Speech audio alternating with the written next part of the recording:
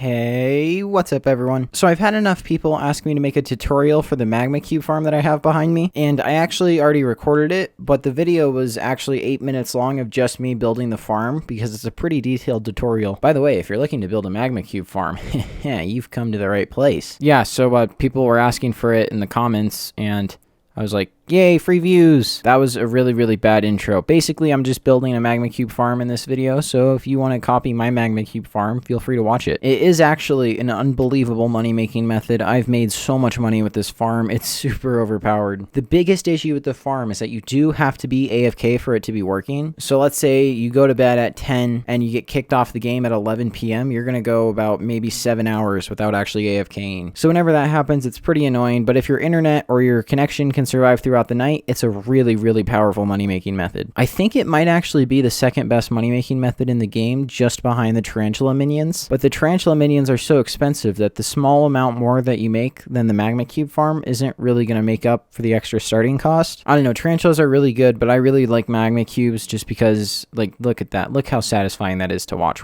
Yes, it's so nice. All right, that's enough rambling for me. Here's the tutorial. My apologies if this audio is a little bit different. I just reworked my entire audio system to hopefully try to reduce some background noise, and this should also make things easier if I want to record with people on Discord so that the audios can be pretty balanced. As far as tools go, you're going to want a pickaxe, a shovel, and a magical water bucket, and another thing that's not required but will probably cut your time in half is magical mushroom soup. If you have the booster cookie, you can permafly on your private island, so this is irrelevant. So the first thing you're going to want to decide is how many minion slots you have. Personally, I recommend building a farm that's way bigger than you need so you don't ever have to build one again. For instance, this farm already has my maximum number of magma cube minions and I still have 4 extra minion slots in it, but that's just my personal preference. You can build whatever size you want. In order to build this magma cube farm, there's a few materials that you're going to need. If you're building slots for your first 2 minions, you're going to need 11 sand, 33 cactus, 16 chests, 104 hoppers, and a bunch of blocks of your choice. And what I mean by your first 2 minion slots is you're basically taking this section of the farm, just these 7 blocks, and you're just basically building that. Now for every 2 minions you add, basically as you can see here, you're adding 4 blocks in this direction, and then you can build your wall here. So for every 2 additional minion slots, you're going to need 6 sand, 18 cactus, 16 chests, 63 hoppers, and more of the building block of your choice. So the first step for building your magma cube farm is determining where you want to build it. I personally like tucking it in a corner of my island so it's kind of out of sight, but also high enough up that it doesn't block me from building full width farms on the bottom of my island. So the first step is to build a single line that is 7 blocks long. And then you're going to take this down and go out 2 blocks. And then you're going to go down a block and take this out 7 blocks.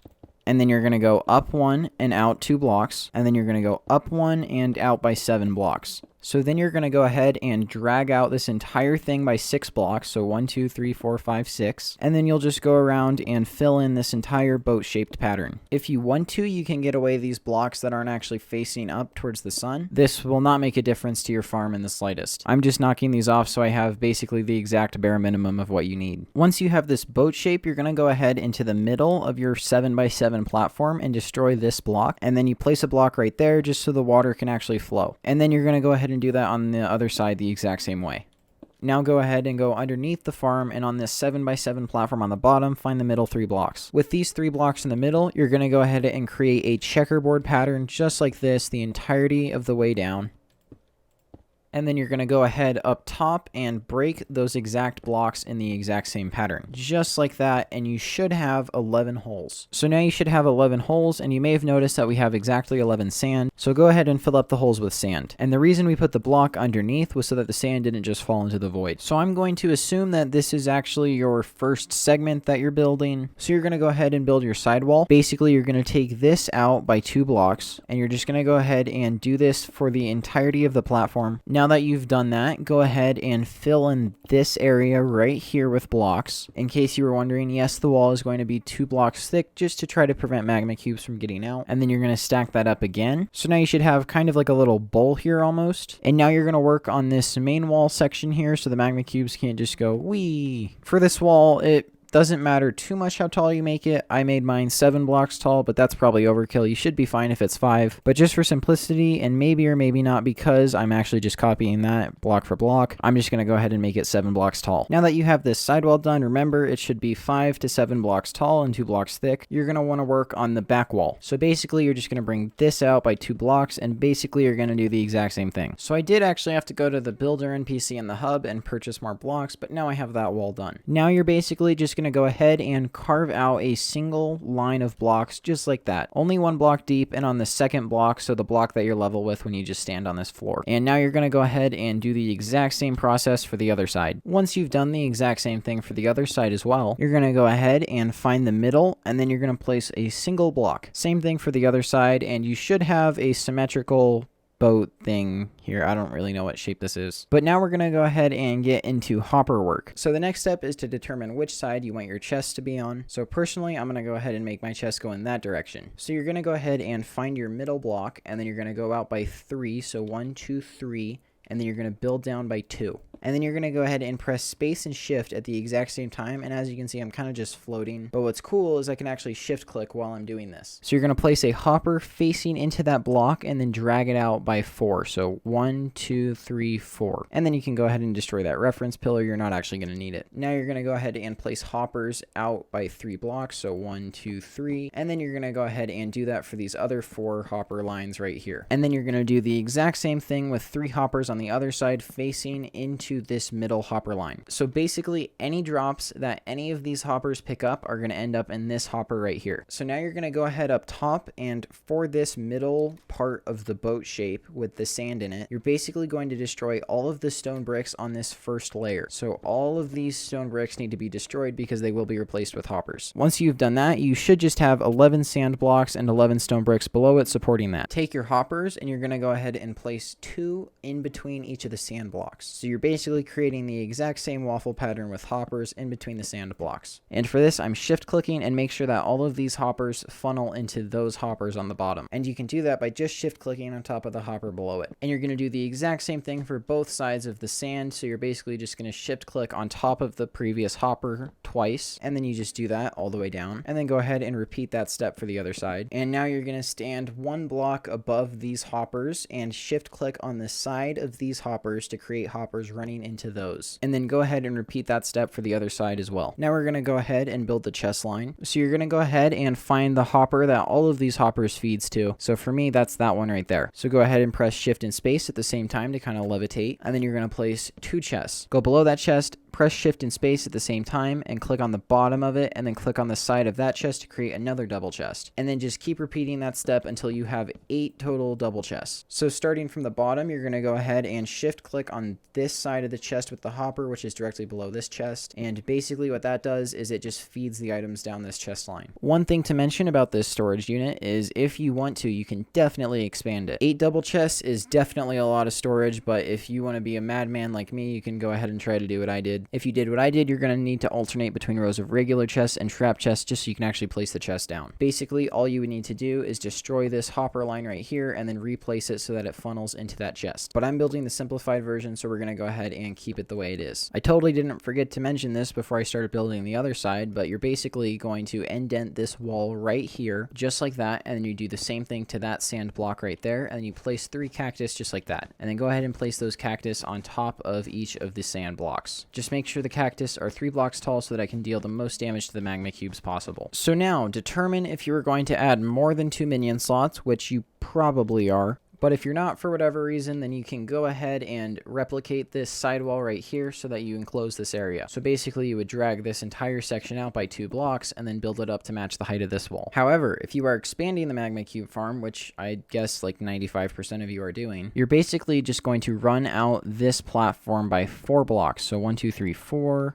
Please place. There you go. 1, 2, 3, 4, 1, 2, 3, 4, and then you just do that the entire way down. So now you're going to go ahead and build your side walls. So basically just bring that out by 2 and then build your walls and then indent the side by 1. And then go ahead from the side and go 3 blocks in, and then on your 4th block in, you're going to go ahead and place a block so that there's a 3 block gap between these 2 blocks that are sticking out. And then once again, you're going to go ahead to the other side and repeat the exact same process. Once you've done that, find your block sticking out over here, go over 3 blocks, and then on your 4th block, block, place that, yada, yada, yada. Next, you're going to go on this block that runs out, destroy this block right here, and then put a block right there, and then do the exact same thing for the other side. Once again, get out your hoppers, press space and shift, and you're going to place a block right there, and then on that block, you're going to place a block right there. On that block, you're going to place a hopper, and then you're going to run that out by 4 more blocks. And then on this side, 1, 2, 3 hoppers, 1, 2, 3 hoppers, and then just run that down the end. You can break those 2 blocks because they were just temporary. And then we're going to place our chest. So find the hopper, which all of these hoppers run into, and shift click a chest onto it. And then just copy that exact same chest design. It's literally the exact same thing.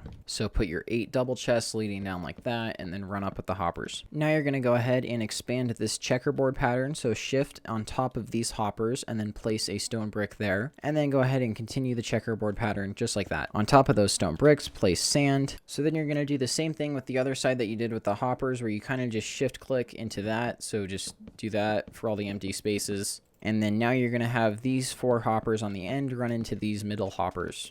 Once you've done that, place 3 cactus on top of each other just like that on all of the sand blocks. So right now this farm has room for 4 minions, which is not too bad. However, I'm going to assume most people have more than 4 minion slots, so go ahead and build the farm out as far as you need. Just continue copying and pasting these 4 blocks of farm again and again and again until you have enough minion slots. Once you've gotten all the minion slots you need, I pretended like I needed 4. You're basically going to build your wall on the other edge, so bring out this entire platform by 2 blocks, and then go ahead and start stacking up the blocks. So for where the cactuses are, if you place a block right here, it'll destroy the cactus, so you literally just go around the cactus like that. Once you've made as many minion slots as you wanted and walled off the end, you can go ahead and add water every single spot except for the spots where these blocks stick out, just like this. So you should see that all of the magma cubes should flow down this water stream and into the cactus. When placing down your magma cubes, just put them on top of this block right there, and then you can destroy the block and put the storage behind them. And just like that, you're done. For this magma cube farm to work, you do actually need to be AFK on your island so that the minions will actually spawn the magma cubes. All the magma cream then should drop and go into your chest system. This is so much more effective than putting down the minions just regularly, because they basically spawn the magma cubes and then the magma cubes die, which means they only have to spawn them and not kill them. Usually it takes 2 harvests to collect magma cream because the minion has to spawn the magma cube and then kill it. But with this system, the minion only has to perform 1 action, which is spawning the magma cube, because it just dies when it hits the cactus. I recommend this method over drowning because drowning is really slow and the minions can only produce 5 magma cubes at a time, and when the bigger magma cubes split, they burst into like 3 mini magma cubes. In order to maximize profits from this thing, you should have a enchanted lava bucket or enchanted charcoal in your minion, and if you're looking for a little bit more speed, you could put minion expanders for a hidden plus 5% minion speed per minion expander. And while you're AFKing, you could use a magma cube pet because it increases the speed of slime minions by up to 30%. Just make sure it's an epic or higher, because the common, uncommon, and rare do not give that 30% boost. They'll give like 15, which is still decent, but it's not quite as good. Whew, that was a lot more work, and that took a lot longer than I thought it would. But you're done. So if you're not making 2 million coins a day from this magma farm, just remember that you do actually need to be AFK for 24 hours if you want to make 2 million coins. The average person will probably get about 16 hours of AFKing a day, which comes out to probably 1.5 million coins, which is still super good. The reason I get so much money from this farm is a combination of the fact that I have 22 minion slots, which is pretty good, but for some reason there's also a lot of people that AFK on my island just on a regular basis, which means that while a regular Skyblock player might get 16 hours of AFKing in per day, I might get 20 or 22. Next video, I'm going to be getting prepped for dungeons, which is pretty crazy to me. I really can't believe we're already at that point in the game. So I'm currently working on this video, which is Skyblock from Scratch 12. At the exact same time, I'm working on Skyblock from Scratch 11. And this video is going to be coming out on like a Monday or a Tuesday. Thank you, Mushroom Soup. You just ran out. But I plan to film Skyblock from Scratch 13 this weekend before this video comes out. So I've probably already asked for your guys' input on what class you want to see me be for dungeons. Yeah, I know uploads are confusing. So before we lose too many brain cells from thinking about the past and the future, I'm going to go ahead and end the episode there. Thank you guys a ton for watching. Make sure to comment, like, and subscribe. Please try not to stress out too much about school. My teachers are saying that if you get super stressed out, you should just take a walk for like 5 minutes. And I can assure you, I have taken many walks. But I always find that taking a walk, or maybe even reading a couple of pages from a book. Yes, I know, I'm reading a book. But for me, if I just do something else for a couple of minutes, usually I'm a lot less stressed. I don't know why I'm telling that to you. It's just been really stressful this year. Yeah, I don't know, what was I saying? Oh yeah, have a great day, and I will see you in the next video. Bye! My soup ran out at the perfect time.